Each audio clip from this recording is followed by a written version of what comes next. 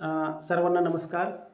Scholarship परीक्षा 2025-26 या शैक्षणिक वर्षापासून इयत्ता 4थीसाठी स्कॉलरशिप परीक्षेची सुरुवात झालेली आहे. आणि आपला एक उद्देश आहे की प्रत्येक घटकाचे 2 गुण वाया घालवायचे नाहीत, की जे सोपे सोपे गुण आहेत ते आपले मिळालेच पाहिजेत. त्यातील आपला आजचा घटक आहे उद्देश आणि विधेय. या घटकाचा आपण या ठिकाणी माहिती घेणार आहोत. आता बघा, पहिलं उद्देश आणि विधेय हे कशाला म्हणतात, तर उद्देश आणि विधेय हे वाक्याचा प्रकार आहे. जी वाक्य असतात ते वाक्याचा प्रकार म्हणजेच उद्देश आणि विधेय. आता वाक्य म्हणजे काय? अर्थपूर्ण शब्दसमूहाला वाक्य म्हणतात. आपण जे प्रत्येक वाक्य बोलतो ते अर्थपूर्ण असतं. समजा एक उदाहरण घेतलं, भारत माझा देश आहे. अर्थपूर्ण वाक्य झालं. तो कोंबडा आहे. अर्थपूर्ण वाक्य आपण त्या ठिकाणी बोललेलो आहोत. आणि याच वाक्याचे 2 भाग असतात. पहिला भाग असतो उद्देश आणि दुसरा भाग असतो विधेय. की खात्रीशीर आणि 100% आपल्याला 2 गुण मिळवून देणारा हा प्रश्न स्कॉलरशिप परीक्षेत विचारला जातो. आता आपण काय करूया, उदाहरणासहित उद्देश आणि विधेय कशाला म्हणतात याचा सराव करूया. आता बघा, उद्देश आणि विधेय ओळखताना आपण सगळ्यात महत्त्वाची गोष्ट शिकायची की त्या वाक्यातलं आपल्या क्रियापद ओळखता आलं पाहिजे. आणि सर्वांना माहिती आहे की वाक्यातलं क्रियापद हे शक्यतो वाक्याच्या शेवटीच असतं. चुकून कधी वाक्य जर फिरवलं तरच आपलं काय होतं, चुकत असतं आपलं. आता वाक्य कधी फिरवलं जातं कसं, कधीतरी चुकून. पण आपण एक लक्षात ठेवायचं, क्रियापद ओळखायचं आणि क्रियापद ओळखल्यानंतर त्या वाक्यातील क्रिया करणारा कोण आहे हे ओळखायचं. ह्या 2 गोष्टी आल्या तर आपला उद्देश कधी चुकणार नाही आणि विधेय पण कधी चुकणार नाही. तर त्यासाठी आपण पहिले एक वाक्य घेऊया. बघा, मी एक वाक्य घेतो. माझ्या आजीने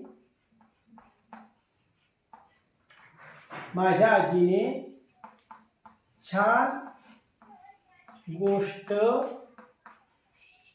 सांगितली.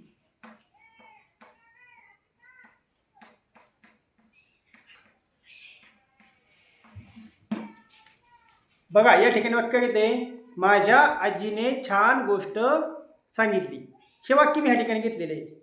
मग आपल्याला काय करायचंय, हे वाक्य नीट पाहायचंय. या वाक्याचं क्रियापद कोणते? सांगितली. बरोबर ना?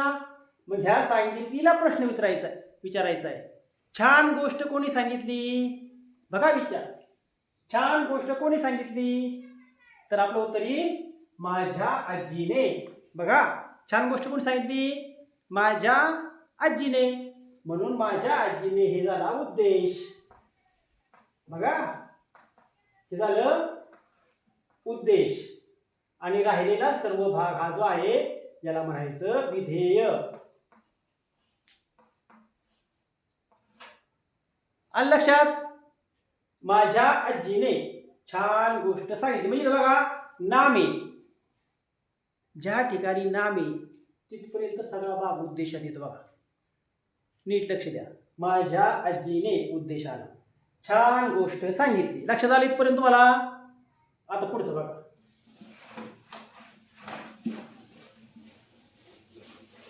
आता पुढे अजून एक वाक्य घेऊ आपण. लक्ष द्या. बघा, आता एक माकडाच्या गोष्टीवरून घेऊ. झाडावरील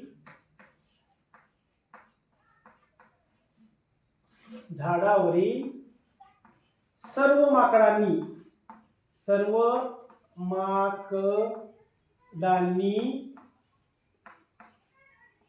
टोप्या खाली फेकल्या.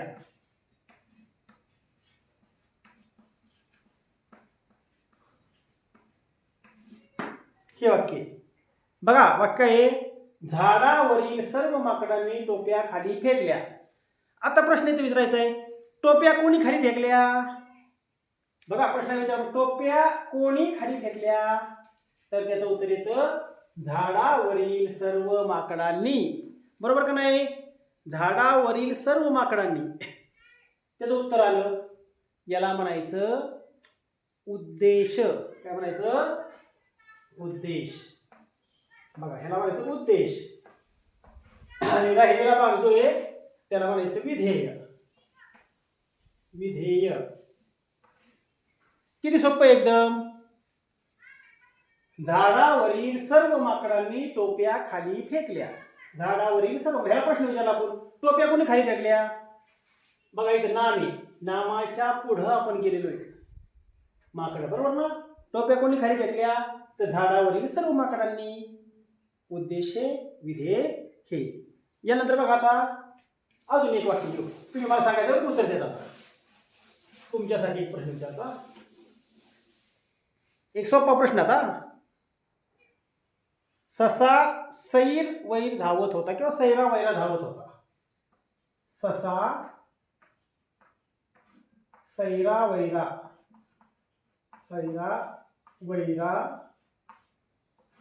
धावत होता.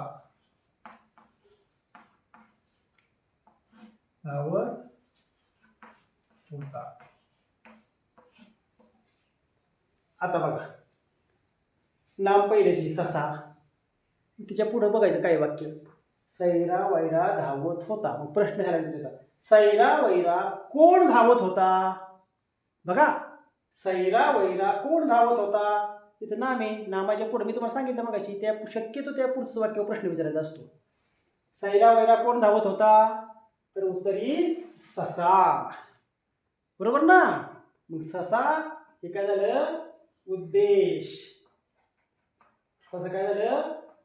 उद्देश. आणि हा राहिलेला सगळा भाग विधेय. राहिलेला सर्व भाग विधेय. म्हणजे उद्देश कशाला म्हणायचं आणि विधेय कशाला म्हणायचं? आपल्या क्रियापद समजलं आणि आपण काय केलं? क्रियापद समजल्यानंतर आपण प्रश्न विचारलाय. प्रश्न कशाला? क्रिया करणारा कोण आहे हे आपण पाहिले. जो क्रिया करणारा आहे तो उद्देश, राहिलेला सर्व भाग विधेय होतो. बघा, लक्षात येते ना? सगळ्यांना समजतंय? ठीक आहे. अजून एक प्रश्न घ्यायचा का? बघा, वर्गातील सर्व विद्यार्थी कविता म्हणू लागले. वर्गातील सर्व विद्यार्थी कविता म्हणू लागले, हे तुम्हाला एक वाक्य सांगितले मी. आता प्रश्न काय तयार होईल रे? कविता कोण म्हणू लागले? बरोबर, कविता कोण म्हणू लागले? वर्गातील सर्व विद्यार्थी. बरोबर, वर्गातील सर्व विद्यार्थी. हे काय होईल? तू सांग आता, बोल. काय होईल? बोल की. उद्देश. काय होईल? उद्देश. कविता म्हणू लागले, हे काय होईल? काय होईल? विधेय. छान. तुम्हाला सगळ्यांना समजलं ना? हां, म्हणजे पहिलं जे वाक्य असतं, शक्यतो आपण लक्षात ठेवायचं, नामापर्यंत लक्ष ठेवायचं. तिथपर्यंत नाम आहे ना, तिथवर शक्यतो काय असतं? उद्देश असतं. काही काही फसवी वाक्य असतात, त्याचा सराव आपण करायचा आहे. म्हणजे उद्देश आणि विधेय हे दोन घटक आपल्याला समजले पाहिजे. कारण वाक्याचेच भाग आहेत, वाक्याचेच प्रकार आहेत, आणि याच्यावर परीक्षेत आपला प्रश्न विचारला जातो एकदम सोप्या पद्धतीने. आणि उत्तरं देताना आपल्याला खूप फसवी उत्तरं दिली जातात. आता मी तुम्हाला प्रश्न विचारला, वर्गातील सर्व विद्यार्थी कविता म्हणू लागले, मग ह्यातला उद्देश कोणता असं विचारतात. मग उत्तर असतं विद्यार्थी, वर्गातील विद्यार्थी, वर्गातील सर्व विद्यार्थी, यापैकी नाही, असं असतं. मग आपण म्हणतो विद्यार्थी म्हणून बरोबर आहे, वर्गातील विद्यार्थी म्हणून बरोबर आहे, वर्गातील सर्व विद्यार्थी म्हणून बरोबर आहे. उत्तर कोणतं लिहायचं?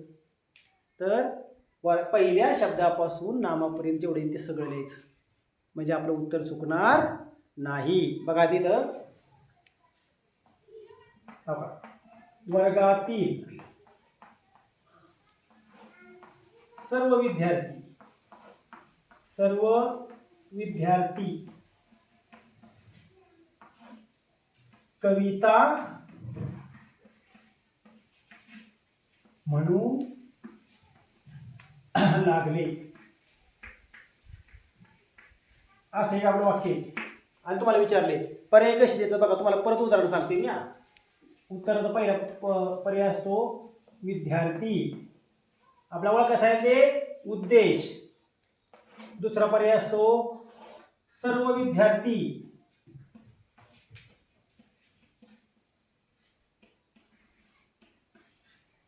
तिसरा पर्याय असतो वर्गातील सर्व विद्यार्थी.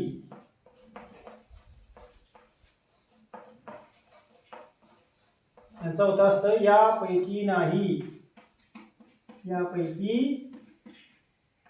यापैकी नाही असं असतं. बघा, आपण हा प्रश्न वाचल्यानंतर आपल्या लक्षात येतं विद्यार्थी बरोबर आहे उत्तर.